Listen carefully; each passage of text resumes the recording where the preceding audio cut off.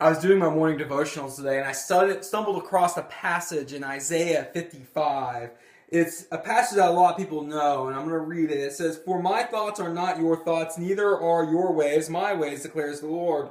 For as the heavens are higher than the earth, so are my ways higher than yours, and my thoughts than your thoughts." Now, a lot of people, once again, know this passage, but I don't think a lot of people fully understand it and also understand how this applies to us today as we approach the cross of Christ this Easter, because it really does have application to that. You see, this passage is written in a time where Israel was in exile. They had been taken away by Babylon and were being punished for their disobedience to God.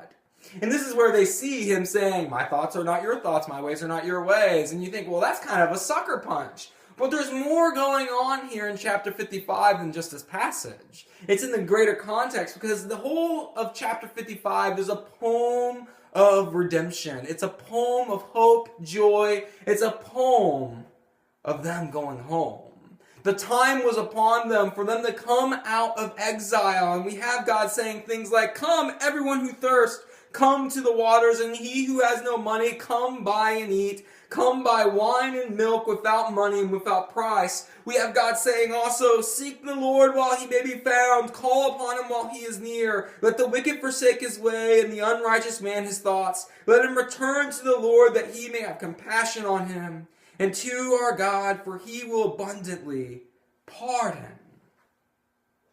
This is a poem that Isaiah has to the people who have been in exile for a very long time now, saying, the time has come for us to come home. It is upon us. The mercy and grace of God is upon us, and we are going home.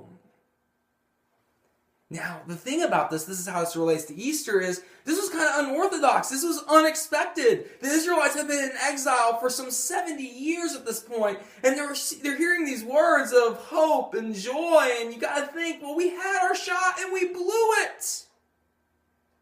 But that's not how God operates. His ways are not our ways. His thoughts are not our thoughts. And he says, "Let the wicked come to him, for he's going to have compassion on them, for he will abundantly pardon."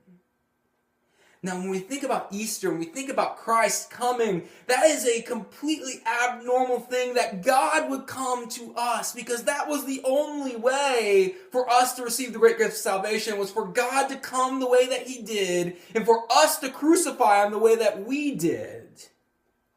His thoughts are not our thoughts. His ways are not our ways. It's completely unexpected that God would have so much love, so much compassion, so much mercy for us, that he would come and die upon the cross for us, so that we could celebrate, that we could have joy, that we too could come home, that we too could be called sons and daughters of God.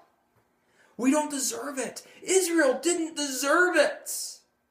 There's nothing that we have that merits it. There's nothing that Israel had that merits this great returning to the promised land after the exile.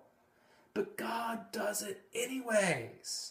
God works great grace and great mercy for those who love and trust him, because his thoughts are not our thoughts. His ways are not our ways. Where we will say, 3 strikes and you're out, God says, get back up there and swing the bat again.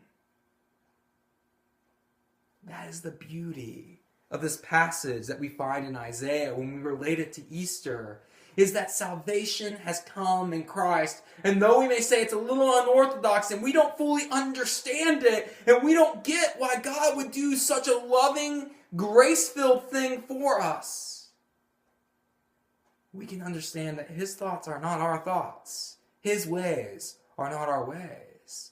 Therefore, we can say salvation has come, because Jesus has come. And though we may not fully understand it, though we may not fully grasp or get it, we know that his grace is upon us. This is the word of the Lord. Have a blessed day.